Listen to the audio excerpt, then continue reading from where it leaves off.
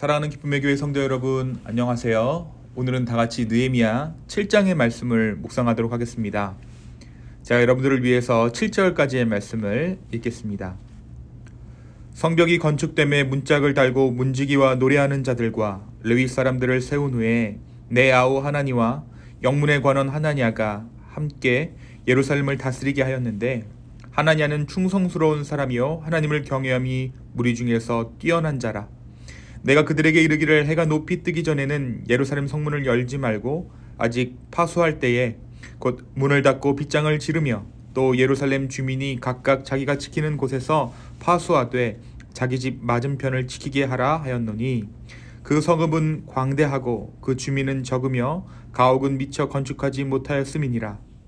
내 하나님이 내 마음을 감동하사 귀족들과 민장들과 백성을 모아 그 계보대로 등록하게 하심으로 내가 처음으로 돌아온 자의 계보를 얻었는데, 거기에 기록된 것을 보면 옛적에 바벨론 왕 느부갓네살에게 사로잡혀 갔던 자들 중에서 노임을 받고 예루살렘과 유다에 돌아와 각기 자기들의 성읍에 이른 자들, 곧 스룹바벨과 예수아와 느헤미야와 아세라와 야마와 나하마니와 모르드게와 빌산과 미스베렛과 비고에와 느흠과 바나와 함께 나온 이스라엘 백성의 명수가 이러하니라. 아멘. 우리가 지난 금요일 6장의 말씀을 통해서 느헤미야와 이스라엘 백성들이 드디어 성곽을 완성하는 이야기를 함께 나누었습니다. 대적들은 마지막까지 느헤미야를 표적 삼아서 성벽 건축을 막아보려 했지만 타협하지 않았던 느헤미야는 그들의 수많은 계략 가운데서도 살아남아 성벽을 완공시킵니다. 오늘 말씀 7장은 성벽 건축의 과업을 마친 후의 상황들을 이야기하고 있습니다. 성벽 건축을 마친 후에 느헤미야가 가장 먼저 한 일은 지도자들을 세우는 일이었습니다. 이 지도자들로 하여금 백성들이 어떻게 성을 파수해야 할지 조직적으로 책임을 맡깁니다. 성벽은 세워졌지만 여전히 대적들의 위협은 계속되었고, 그들의 가옥, 그들이 살아야 할 주택들이 아직 건축되지 않았기 때문입니다. 이때 이스라엘의 지도자로 세움받은 사람들은 하나니와 하나냐라는 인물입니다. 이 중에 하나니는 느헤미야의 형제입니다. 이 느헤미야의 형제 하나니는 예루살렘의 시장과 같은 역할을, 하나냐는 군대 장관의 역할을 맡았습니다. 이 중 군대 장관의 직분을 맡은 하나냐에 대한 설명이 오늘 말씀 가운데 기록되어져 있는데요. 하나냐는 충성스러운 사람이요 하나님을 경외함이 무리 중에서 뛰어난 자라 라고 2절의 말씀 가운데 기록되어져 있습니다. 군대 장관을 세우는 데 있어서 그들의 안위와 그들의 안전을 보장하는 이 군대 장관이라는 중요한 직분을 세우는 데 있어서 다름 아닌 충성이 가장 중요시되는 덕목이었던 것입니다. 이 충성은 하나님께서 사람을 세울 때, 또 공동체가 사람을 세울 때에 가장 중요하게 여기시는 부분입니다. 충성이 곧 믿음이요, 충성이 곧 하나님을 닮은 성품이기 때문입니다. 느헤미야는 이 충성스러운 자 하냐냐를 이스라엘의 군대 장관으로 세웁니다. 오늘 말씀 7절부터 마지막 절까지 기록된 이스라엘 백성 명단은 바벨론에서 1차로 귀환한 자들의 명단입니다. 에스라 2장의 기록과 거의 동일한 명단이죠. 성벽 건축하기를 마치고 이제 이스라엘을 재건하기에 앞서서 이 느헤미야가 이를테면 족보를 다시 찾아내 그들의 명단을 그들 앞에서 읊은 것입니다. 그리고 이 모든 것이 하나님의 감동으로 이루었다라고 말하고 있어요.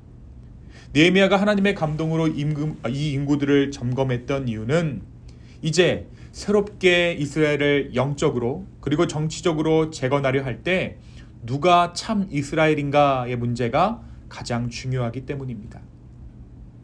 이제 성벽을 갖추고 나라의 기반을 다지려고 할 때 많은 사람들이 권리를 행사하려고 하고 이스라엘 안에서 주권을 행사하려 할 텐데, 그때 그 기준을 분명히 하기 위해서는 느헤미야는 사람을 세고 또 그들의 이름을 기록해야 했던 것이죠. 그들의 조상행들의 이름을 찾아내야 했던 것입니다.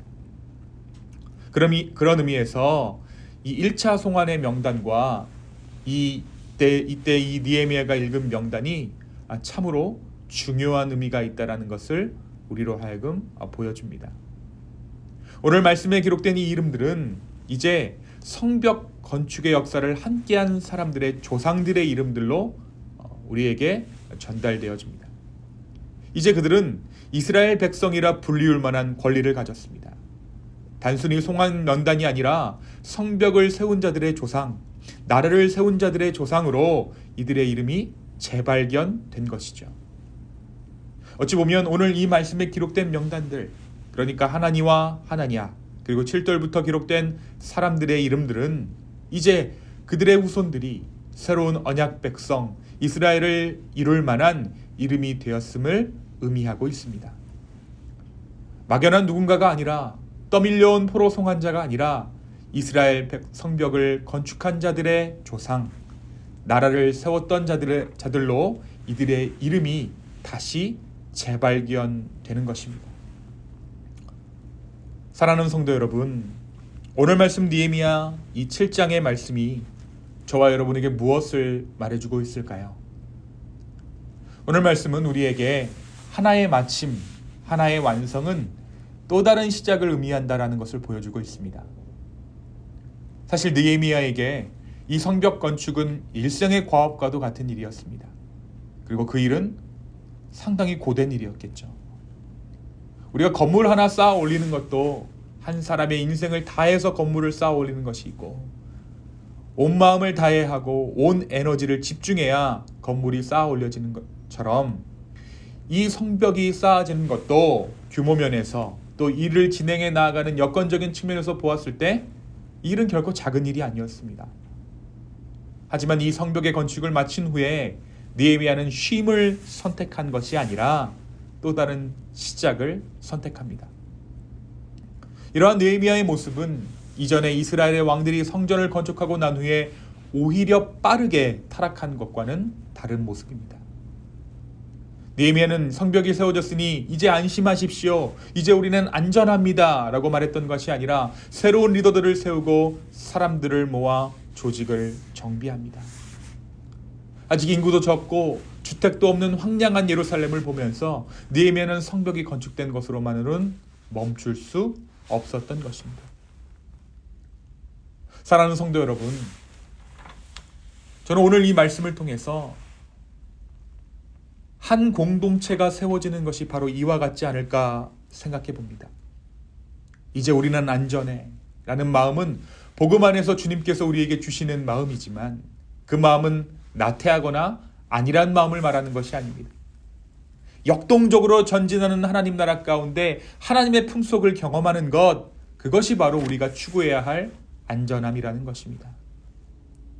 오늘 성벽을 마치고 성벽 재건을 마치고 나서 새롭게 시작하는 것을 미루지 않았던 느헤미야처럼 자신들의 현실을 냉철하게 바라보고 이것은 완성이 아니라 끝이 아니라 또 다른 시작이다 라고 말했던 느헤미야처럼 우리 가운데 타성에 젖어 있거나 관습에 젖은 신앙의 모습들이 있다면 주 앞에 돌이켜 온전히 주의 일을 행하는 저와 여러분 되기를 예수님의 이름으로 축원합니다. 또한 오늘 말씀 느헤미야 7장은 교회란, 신앙이란 단순히 모이는 것, 단순히 믿는 것이 아니라 주께 충성을 다하는 것임을 말해주고 있습니다. 군대 장관 하나냐를 느헤미야가 군대 장관으로 이스라엘을 다스릴 만한 자로 임명했던 이유는 다름 아닌 충성 때문입니다. 그의 충성이 그로 하여금 이스라엘을 위해 일할 만한 기회를 부여받은 것입니다. 또한 오늘 말씀이 기록하고 있는 이스라엘 백성들의 명단은 충성된 자들의 조상으로 기록된 이름입니다. 성벽 건축을 위해 마지막까지 충성한 자들, 수많은 어려움에도 자기의 맡은 자리를 떠나지 않았던 자들의 수고와 어려움과 그 모든 완성이 있었기 때문에 이들의 이름이 오늘 말씀 가운데 다시 한번 기록될 수 있었다라는 것이죠. 왜 느헤미야가 충성을 중요하게 생각했을까요? 그것은 다름 아닌 이제 이스라엘은 더 이상 포로가 아니기 때문입니다. 포로는 충성하지 않아야 합니다. 포로는 충성이 그렇게 중요한 덕목이 아니에요. 그러나 이제는 더 이상 그들이 포로가 아니기 때문에 충성이 가장 중요한 덕목이 된 것입니다. 이제 이들은 한 나라를 이루어야 하기 때문입니다. 한 공동체가 서기 위해 주님께서 우리에게 요구하시는 것 역시 다름 아닌 충성인 줄로 믿습니다. 우리가 속한 공동체, 우리가 속한 교회를 세우기 위해 주님께서 우리에게 요구하시는 것 역시 충성입니다. 그리고 이 충성은 다름 아닌 믿음에서 비롯됩니다. 오늘 하루 주님께서 주시는 믿음으로 말미암아 우리의 공동체에 또 우리 주님 앞에 충성되이 살아갈 수 있는 우리 모두 되기를 예수님의 이름으로 축원합니다. 이 시간 함께 기도하겠습니다. 주님, 우리가 주 앞에서 충성되이 행할 수 있는 믿음들을 허락하여 주십시오.